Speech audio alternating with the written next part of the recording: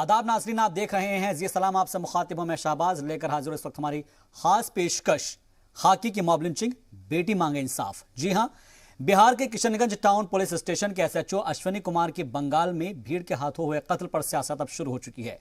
एक SHO bike चोरी के मामले में जांच के लिए किशनगंज से शुमाली दिनाजपुर जिले के पंतापारा इलाके में छापेमारी करने गए थे, जहां भीड़ ने उन पर हमला कर दिया और उनकी मौत हो गई। वारदात 9 अप्रैल की रात की है। उनकी मौत की खबर से उनकी वालिदा को ऐसा सदमा पहुंचा कि आज उनकी भी मौत की खबर आ गई। एक वारदात ने ऐसा घर कहर ढाया है कि एक ही घर से 2 जनाजे निकले हैं। जांच आगे बढ़ी तो कई तरह की बातें भी सामने आई। इल्जाम लग रहे हैं कि भीड़ को साजिशन जमा किया गया और एसएचओ पर हमला किया गया। बहरहाल जांच के बाद चीजें साफ हो जाएगी, लेकिन बंगाल असेंबली इंतखाब के बीच हुए इस कत्ल को लेकर जमकर सियासत हो रही है।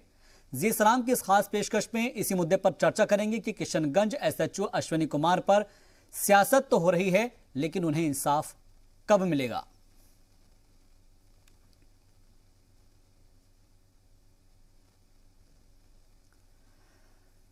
और चलिए अब आपको पूरी खबर तफसील से बता देते हैं। खबर दरअसल यह है कि किशनगंज के एसएचओ छापा मारने के लिए शुमाली दिनाजपुर के पंतापारा पहुंचे थे। बाइक चोरी के मामले में पंतापारा में छापा मारने के लिए पहुंचे थे एसएचओ अश्विनी, और इसी दौरान भीड़ ने एसएचओ पर हमला कर दिया। लिहाजा भीड़ की पिटाई से एसएचओ की मौके पर ही मौत हो गई। एसएचओ की मौत से उनकी वालिदा को भी सदमा लगा है और सदमा लगने की वजह से उनकी वालिदा की भी मौत हो गई। घर से एक साथ 2 जनाजे निकले हैं, लिहाजा अहले खाना इंसाफ की मांग कर रहे हैं। तो ऐसे में सवाल यह है कि जांच के लिए गए एसएचओ पर हमला क्यों किया गया, ये सबसे अहम और पहला सवाल हमारा यही है। और अपना फर्ज निभा रहे एसएचओ के खिलाफ भीड़ को किसने उकसाया, क्योंकि भीड़ के बीच अकेले कैसे फंस गए एसएचओ, ये भी बड़ा सवाल है अपने आप में। और इंसाफ दिलाने की जगह मामले पर अब सियासत क्यों हो रही है, मामले पर इल्जाम तराशी क्यों हो रही है, ये तमाम ऐसे सवाल है जो आज हम इस चर्चा में शामिल करेंगे।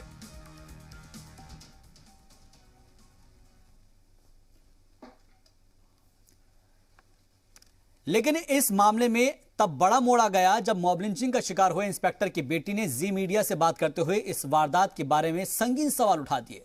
उन्होंने ये दावा किया है कि उन्हें बताया गया कि मॉब लिंचिंग के शिकार एसएचओ अश्विनी कुमार की कातिल भीड़ को एक मजहबी मकाम पर लगे लाउड स्पीकर के जरिए भड़काया गया था। सर, हम लोगों को ऐसा बताया गया कि स्पीकर से अनाउंसमेंट हुई है। वहाँ पे मस्जिद से अजान जो होता है, अजान से वो लोग, जैसा हम लोग को बताया गया है कि अजान के समय ही वो लोग भीड़ इकट्ठा किया, अजान वाले स्पीकर से वो लोग भीड़ इकट्ठा कर लिया। सर, मैंने कभी हिंदू मुस्लिम कुछ नहीं देखा, मेरे डैडी ने भी नहीं देखा।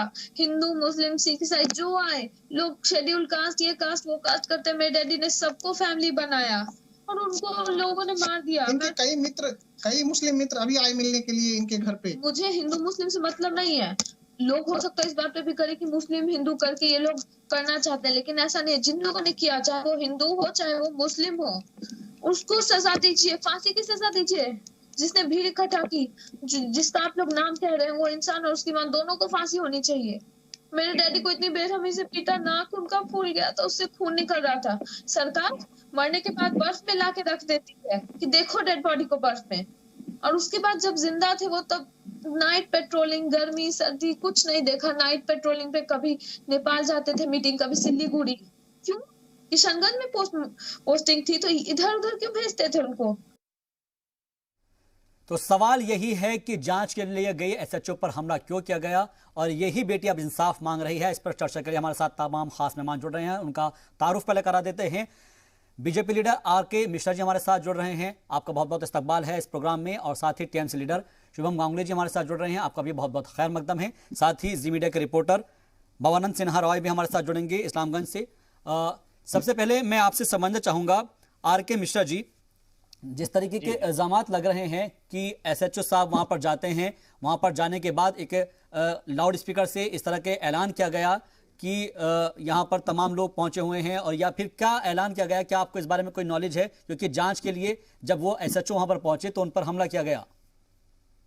देखिए, बिल्कुल बहुत बड़ी विडंबना है, और खास करके अगर पश्चिम बंगाल के परिप्रेक्ष्य में अगर देख लें तो जिस तरह से लॉ एंड ऑर्डर की जो दुर्गति आज 60 सालों से जिस तरह से वहां पे लॉ एंड ऑर्डर की जो दुर्गति हुई है, ये बहुत ही ज्यादा शर्मनाक है। और कहने का मतलब ये है जो कि वहां पर एक आम जनता, चाहे कोई भी हो, चाहे हिंदू भाई हो, चाहे मुस्लिम भाई हो, चाहे ईसाई हो, चाहे सिख हो, कोई भी हो, मतलब बिल्कुल असुरक्षित महसूस कर रहा है। हो सकता है जो टीएमसी के जो अपने वहां पर कार्यकर्ता होंगे वो अपने आप को सुरक्षित महसूस कर रहे होंगे, लेकिन देखिएगा अगर अभी उनको जरूर सुरक्षित अपने आप को महसूस कर रहे होंगे, लेकिन बाद में भी उनके ऊपर भी बात आएगी। आज देखिए किशनगंज हो, किशनगंज के ये जो सीनियर इंस्पेक्टर थे ये, और पश्चिम बंगाल का जो अपना ये है जो सीमा वो बिल्कुल जो है सो सटा हुआ है। और एक मोटरसाइकिल के चोरी के सिलसिले में वो वहां पर छापा मारने के लिए गए थे, उनके साथ 6 और थे और एक सर्किल इंस्पेक्टर भी था, सब था वहां पे। और जिस तरह से भीड़ को इकट्ठा करके वहां पर इकट्ठा कराया गया, और दो तीन नाम अभी सामने में आए हैं वो, और इकट्ठा करके उनको मतलब पीट करके, बहुत ही दुर्दशा है वहां का लॉ एंड ऑर्डर। तो मतलब क्या कहना चाहिए, ठीक है, यानी कि आप मानते हैं कि वहां पर लॉ एंड ऑर्डर का इश्यू है जिसकी वजह से ये पूरा मामला सामने आया है। ठीक है सर, आपने अपनी बात रखी है। शुभम गांगुली जी, आखिर भीड़ में अकेले कैसे फंस गए एसएचओ साहब? क्या लॉ एंड ऑर्डर की समस्या है मगरबी बंगाल में? देखिए, कोई भी मृत्यु हमारे लिए और किसी भी इंसान के लिए बहुत ही दुर्भाग्यजनक है, और हम नहीं चाहते कि बंगाल में या फिर भारतवर्ष के किसी भी प्रांत में ऐसी कोई दुर्घटना घटे।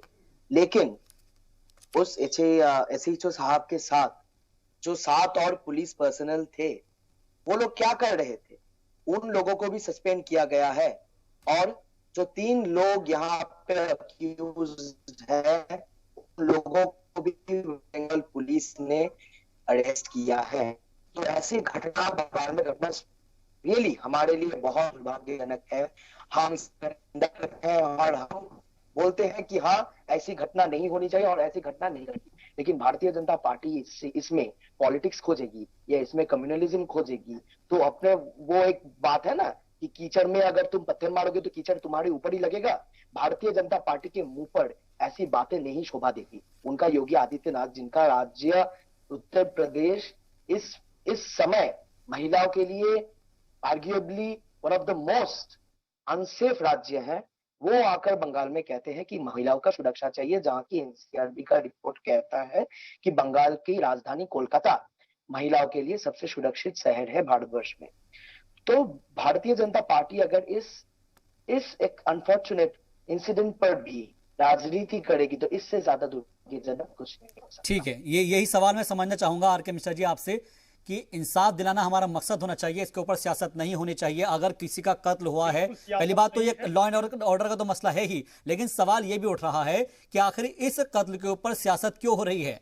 क्यों हम उनको इंसाफ नहीं दिला पा रहे हैं बल्कि उसके ऊपर सियासत कर रहे हैं? देखिए, ऐसा है जिस तरह से 6 पुलिस वालों को सस्पेंड किया गया है, और इसका इम्पैक्ट देखिए, इसका इम्पैक्ट देखिए, जो एक अश्विनी कुमार जी का यहाँ पर देहांत हुआ है और उनके माता जी का वो उस सदमे से निधन हो गया जी। अब देखिए वो परिवार पूरा ही बर्बाद हो गया। एक वहां पर लॉ एंड ऑर्डर नहीं है और उसको मेंटेन नहीं किया गया है। एक हम लोग तो बोल चुके हैं, हम लोग बोल देते हैं इस चीज को, लेकिन एक परिवार का नाश हो गया, उस चीज को हम लोग समझने की कोशिश नहीं करते। इनके लिए तो ये खेल है, ये इन लोगों का जो खूनी चरित्र रहा है, ये 60 सालों में 34 साल और 20 साल जिस तरह से तुष्टीकरण चरम पे है, भ्रष्टाचार चरम पे है, कट मनी चरम पे है, कोल माफियागिरी चरम पे है, क्राइम चरम पे है, इस चीज को समझने की ये कोशिश नहीं करते। ये इस चीज को समझने की कोशिश नहीं करते। हर एक चीज में हमें कहते हैं राजनीति कर रहे हैं। अरे इनका लॉ एंड ऑर्डर कहाँ पे है? ये इनका लॉ एंड ऑर्डर कहाँ पे है? क्यों नहीं इनके ऊपर में प्रश्न चिन्ह लगाया जाए? 10 साल से ये सत्ता में है, क्यों नहीं प्रश्न चिन्ह लगाया जाए इनके ऊपर में? ये हमें जवाब दें, इस चीज का जवाब दीजिए गांगुली जी। आपने तो बोल दिया, बिल्कुल आपने तो बोल दिया भाई, हम ये उनके प्रति संवेदना व्यक्त करते हैं, लेकिन भाई साहब एक परिवार का नाश हो गया, उनके माता जी का देहांत हो गया, अश्विनी कुमार जी खुद देहांत हो गया उनका, पीट करके। अरे ये विडंबना है। आपके कहने ना, ऐसे कहने से, डिफेंड करने से काम नहीं चलेगा। ठीक है, रिप्लाई ले लेते हैं, जवाब ले लेते हैं। आर.के. मिश्रा जी जवाब ले लेते हैं गांगुली जी से। जी बताइएगा। और दुर्भाग्यजनक घटना है, लेकिन भारतीय जनता पार्टी जैसे इस एक दुर्भाग्यजनक घटना पर सियासत वो पॉलिटिक्स कर रहे हैं, वो राजनीति कर रहे हैं। यही सबसे बड़ा दुर्भाग्यजनक चीज है। नहीं तो सर गांगुली जी, बाद में शुभम गांगुली जी, अगर बीजेपी इसके ऊपर सियासत कर रही है, मैं आपकी बात मान भी लेता हूं कि बीजेपी इसके ऊपर सियासत कर रही है। शुभम गांगुली जी, मेरी आवाज आप तक पहुंच पा रही है? आप कह रहे हैं कि भारतीय जनता पार्टी इसके ऊपर सियासत कर रही है, तो फिर आप क्या कर रहे हैं? आप ही इंसाफ दिला दीजिए। आप बताइएगा कौन कौन लोग वहां पर मुलविस थे उसके अंदर, उस पूरे कत्ल केस के अंदर? भीड़ को उकसाया किसने? पश्चिम बंगाल पुलिस ने ऑलरेडी 3 लोगों को अरेस्ट किया है, और जो 7 पुलिस ऑफिसर्स अश्विनी कुमार जी के साथ थे, वो लोग दुम दबा के भाग गए थे। वो लोग कुछ नहीं किए, उन लोगों को भी सस्पेंड करना पड़ा है।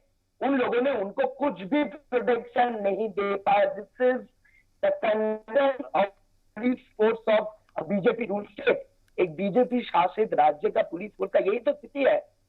वो लोग खुद ही law and order, police and administration को कंट्रोल नहीं कर पाते, उसको परिचालना नहीं कर पाते। इसीलिए ऐसी दुर्भाग्यजनक घटना, हम कहते हैं कि बहुत दुर्भाग्यजनक है, किसी का नहीं जाता, अंतिम में उनके परिवार का जाता है। अगर कोई भी हमारे बीच से चला जाता है तो अंतिम में उनका परिवार का जाता है, उनके पति या पत्नी का जाता है, उनके बच्चों का जाता है, उनके माता पिता का जाता है, किसी का नहीं जाता। पुलिस का भी किसी का नहीं जाता। ये बहुत, लेकिन इस पर राजनीति करना, इस पर यहाँ पे खुलेआम हिंदू मुस्लिम करना, ये दुर्भाग्यजनक नहीं है शहबाज जी? जी ठीक है, आपने अपनी बात रखी है। आर के मिश्रा जी, ये कहा जा रहा है कि ऐलान तो हुआ था, लेकिन इस बात को लेकर ऐलान किया गया था, उसमें इस बात का जिक्र किया गया था कि ऐलान में कि गांव के अंदर कोई लुटेरे आ गए हैं। क्या आपको इस बारे में कोई जानकारी, कि इस तरह की कोई जानकारी मिल पाई हो कि ऐलान जरूर हुआ है लेकिन वो ऐलान सिर्फ लुटेरों के लिए किया गया था? नहीं, देखिए, अब इसको, ये तो थोड़ा सा जांच का विषय है जो इसके ऊपर में, लेकिन जो 3 नाम आए हैं जिनकी पहचान हुई है, वो फिरोज आलम, अबूजर आलम और शहीनूर खातून के रूप में ये 3 गिरफ्तारियां हुई है बंगाल पुलिस के द्वारा। मैं ये कह रहा हूं, कौन हिंदू मुस्लिम कर रहा है? मुझे एक चीज ये बता दें कि हिंदू मुस्लिम कौन कर रहा है? हम कर रहे हैं क्या? भाजपा कर रही है क्या हिंदू मुस्लिम? जी, तो ये कहते हैं, हम तो ये कहते हैं जो कि भाई इंसाफ मिलना चाहिए। एक चीज बताइए, अगर कहीं भी किसी भी एरिया में अगर किसी तरह का छापेमारी होती है तो वहां की लोकल पुलिस को प्री इन्फॉर्म किया जाता है, प्री इन्फॉर्म होती है। आखिर वो प्री इन्फॉर्म क्यों नहीं हुई? अगर प्री इन्फॉर्म, मैं वही चीज कह रहा हूं, थोड़ा सा ये जांच का विषय है।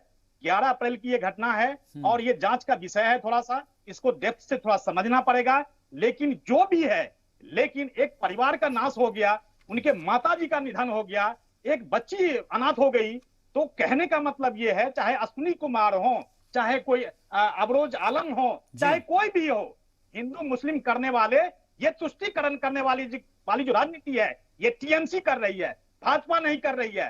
भाजपा को, उनको इंसाफ, उस परिवार को इंसाफ कैसे मिलेगा, ये उसके लिए आवाज उठा रही है। और हम भी आवाज उठा रहे हैं इंसाफ के लिए, हम हिंदू मुस्लिम करने के लिए नहीं आवाज उठा रहे हैं। इनको समझना चाहिए गांगुली जी को। ठीक है सर, आप हमारे साथ बने रहिए, क्योंकि सवाल यहां पर एसएचओ साहब को इंसाफ दिलाने का है, और उनकी जो बेटी है वो जो गुहार लगा रही है वो भी समझने की कोशिश करेंगे, क्योंकि भीड़ की तशद्दुद के शिकार हुए एसएचओ अश्विनी की बेटी ने उनके साथ छापेमारी के लिए गए जो पुलिस एहलकार है उनके रवैये पर भी सवाल उठाए हैं। नैन्सी के साथ गई पुलिस के खिलाफ भी कार्रवाई की मांग की गई है। दरअसल कहा जा रहा है कि मोटरसाइकिल चोरों को पकड़ने के लिए जब बिहार पुलिस की टीम मगरबी बंगाल के शुमाली दिनाजपुर पहुंची, तब मुलजिमीन ने यह शोर मचा दिया कि गांव पर डाकुओं ने हमला कर दिया है, और उसके बाद भीड़ ने इस बात को बिना समझे ही सजाने की जरूरत नहीं समझी, और अंधेरा होने की वजह से वहां पर मुलजिमीन को गलतफहमी का माहौल बनाने में आसानी हो गई, जिसका खौफनाक नतीजा यह हुआ कि इंस्पेक्टर अश्विनी के कत्ल के तौर पर वो सामने आया। सिस्टम को कहिए कि उन लोगों को सजा दिलाए जो उनको छोड़ के भाग गए थे अकेले वहां पे मरने के लिए। वो हमेशा से ईमानदार थे, 94 के बैच के थे सब, आप लोग जानते हैं। कह सकते हैं छोड़ के नहीं गए, उन्होंने छीन लिया उन लोगों ने। क्यों? क्योंकि वो ईमानदार थे। ईमानदारी की ऐसी सजा मिलती है पुलिस वालों को। पुलिस अगर भीड़ को शांत करने के लिए एक डंडा लगाती है किसी एक इंसान को, तो तब हंगामा करते हैं। उस दिन मेरे डैडी को उन लोगों ने कितना मारा, नाक से 24 घंटे बाद भी खून जा रहा था। कल अंतिम संस्कार के समय भी साफ कपड़ों में भी खून का दाग था, वो भी एक जगह नहीं, पूरे कपड़ों में। कल पुलिस सलामी दे रही थी, उस दिन क्यों नहीं पुलिस ने हिम्मत करके उनको बचा लिया? सब भाग गए और सब बच गए, सिर्फ एक मेरे डैडी।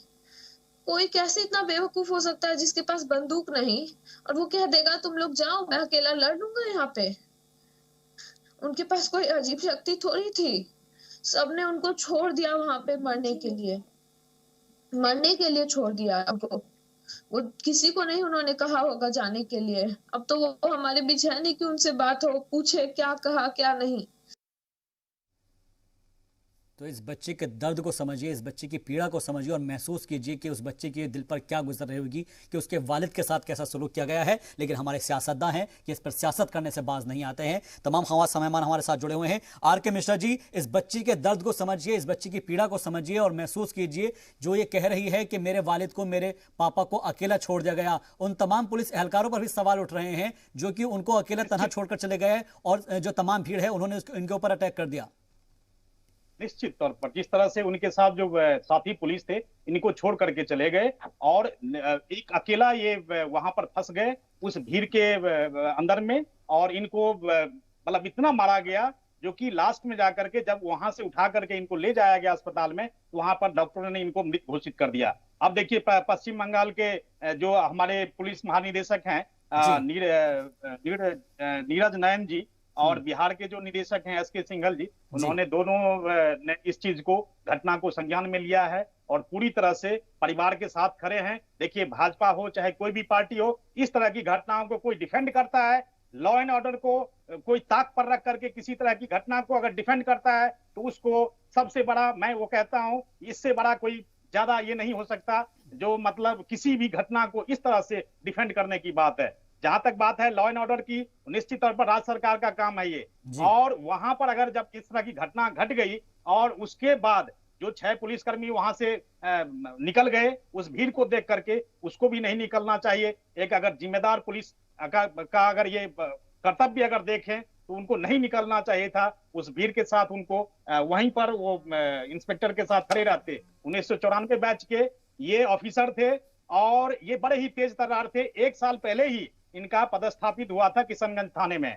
और ये जो जिस तरह के लूट के सिलसिले में वहां पर छापामारी करने गए थे, तो निश्चित रूप से ये प्रश्न चिन्ह उठ जाता है कि जो ये जहां पर छापामारी करने गए थे वहां की पुलिस, जो लोकल पुलिस है, उसको प्री इन्फॉर्म होता है, एक प्रोटोकॉल है ये, और ये प्रोटोकॉल शायद उन्होंने मेंटेन नहीं हुआ, चुकी ये जांच का विषय है, इसीलिए मैं थोड़ा सा उस पर टिप्पणी नहीं करना चाहता, क्योंकि प्री इन्फॉर्म करके ही उस एरिया में उस पुलिस टीम को जानी होती है और वहां पर छापा मारा जाता है। तो अब क्या विषय हुआ है नहीं हुआ है, लेकिन इस परिवार के साथ पार्टी खड़ी है और कोई भी पार्टी को खड़ा रहना चाहिए जो इनको इंसाफ मिले। ठीक है, आपने बहुत अच्छी बात कही है, और क्योंकि हमें इंसाफ दिलाना है और जो बेटी है वो भी इंसाफ मांग रही है।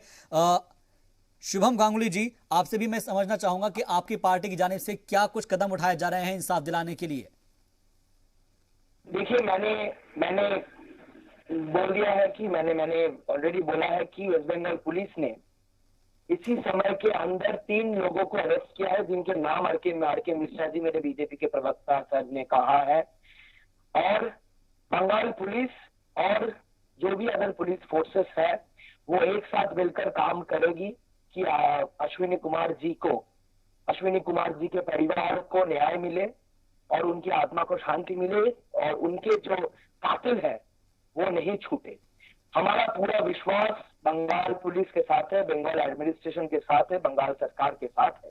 लेकिन जब R K. Mishra ji law and order की बात करते हैं, मैं उनको बोलना चाहता हूँ 2 चीजें बोलना चाहता हूँ कि ये जो 7 पुलिस ऑफिसर उनके साथ थे, क्या इनका भाग जाना बिहार के या फिर बीजेपी शासित बिहार के जो होम मिनिस्ट्री है उन पर नहीं बरताता, उन पर नहीं जाता?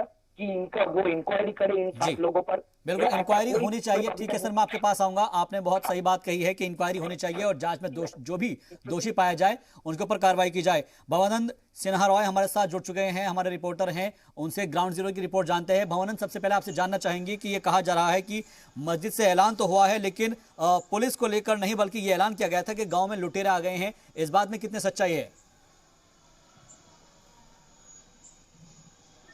बात एकदम सही है। गांव में लुटेरा आया है, ये एकदम ऐलान किया गया था और उसके बाद ही मतलब वहां पर पूरा अटैक हो गया उस पुलिस इंस्पेक्टर के ऊपर और उसके बाद उसको एकदम मारा गया, पीटा गया और वहीं पर वो खत्म हो गए, वहीं पर उसका देहांत हो गया। ये बहुत दुखद घटना था। उत्तर दिनाजपुर का पांतापारा ग्राम में हुआ है और ग्वालपीर पुलिस फाड़ी में ये घटना घटा है। मगर ये तो जानने का आ रहा है कि ऐलान हुआ था मस्जिद से, ये बात का ऊपर थोड़ा बहुत चर्चा हो रहा है। कोई कोई बोल रहा है नहीं ये मस्जिद से ऐलान नहीं हुआ था और कोई कोई बता रहा है कि नहीं मस्जिद से ही ऐलान हुआ था। इसके ऊपर थोड़ा बहुत अभी भी इसका तदंत चल रहा है। पुलिस का जो उत्तर दिनाजपुर पुलिस है उसका तदंत इसका ऊपर मजिस्ट्रेट लेवल पर हो रहा है और इसके अंदर अभी 5 आदमी को गिरफ्तार भी कर चुके हैं बंगाल का पुलिस। और पहले दिन 3 आदमी को गिरफ्तार किए थे और उसके बाद फिर 2 आदमी को। और बिहार का पुलिस जो कर्मी है उन लोगों को 8 कर्मी को निलंबित किया गया क्योंकि वो लोग अपने साथी को फेंक के चले गए इसके ऊपर। यही पूरा कहानी वहाँ का सच्चाई है, यही कहानी है। एक पुलिस अफसर गांव में घुसते हैं तदंत करने के लिए, एक पुलिस अफसर कोई मोटर बाइक चोरी करते हैं, उसका इल्जाम पे उसको अरेस्ट करने के लिए जाते हैं और उसको पीट के मारा दिया जाता है। ये बहुत दुखद घटना है। ये मतलब बंगाल में एक काला धब्बा लग गया बोल सकते हैं। जी, काला धब्बा जरूर लगा है, ब्लैक स्पॉट लगा है और इसीलिए हम इसको कह रहे हैं कि बेटी जो इंसाफ मांग रही है उसके लिए क्या आगे की कार्रवाई की जा रही है, आपसे ये भी समझना चाहेंगे भवानंद। जी देखिए, जैसे कि ये घटना घटा उसके बाद बिहार का सबसे बड़ा जो आला अधिकारी है वहाँ का बिहार पुलिस का सब बंगाल में आए हुए थे और बंगाल पुलिस का भी जितने इस जिले के आला अधिकारी है सब एक जगह पर बैठ के मीटिंग वगैरह की है। उसके बाद तुरंत कार्रवाई भी शुरू हुई और बंगाल पुलिस के तरफ से ये घोषणा किया गया ये जो है घटना, इस घटना का पूरा जांच होगा, मजिस्ट्रेट लेवल पर जांच होगा और उस जांच पड़ताल चालू है। इसका बीचों बीच बंगाल पुलिस तुरंत एक कार्रवाई अच्छा चीज देखने को मिली। बंगाल पुलिस जो मूल जो एक्यूज पर्सन है फिरोज आलम उसको तुरंत गिरफ्तार कर लिया गया और उसके साथ और 2 को गिरफ्तार कर लिया गया। फिर उसके बाद सूरज का घर का बगल का और 2 आदमी को गिरफ्तार कर लिया गया। सब बंगाल का है, सब बंगाल के निवासी है और ये ग्वालपीर पीएस जो है उस पीएस का निवासी है। इन लोगों को पूरा गिरफ्तार कर गया, इन लोगों को अदालत में भी भेज दिया गया। मगर पुलिस का एक सख्त कार्रवाई हम लोगों को नजर में आ रहा है, ये हम दावे से कह सकते हैं। यानी कि कार्रवाई की जा रही है और जैसे जैसे जांच आगे बढ़ेगी तो और तमाम लोगों पर शिकंजा कसा जाएगा। बहुत बहुत शुक्रिया भवानंद, हमसे बातचीत के लिए, तमाम जानकारी फराहम कराने के लिए आपका। आर के मिश्रा जी आपका भी बहुत बहुत शुक्रिया हमसे जुड़ने के लिए और साथ ही शुभम गांगुली जी आपका भी बहुत बहुत शुक्रिया अपनी बात रखने के लिए। सवाल सिर्फ इतना ही है कि मॉब लिंचिंग चाहे किसी की भी हो और फिर अगर पुलिस ऑफिसर की अगर हो रही है तो ये बिल्कुल भी जायज़ नहीं है, इसको कोई भी जायज़ नहीं करार दे सकता है। और साथ ही साथ अगर बेटी कोई इंसाफ मांग रही है तो उसको इंसाफ मिलना चाहिए। दीजिए इजाजत, आप देखते रहिए जी सलाम।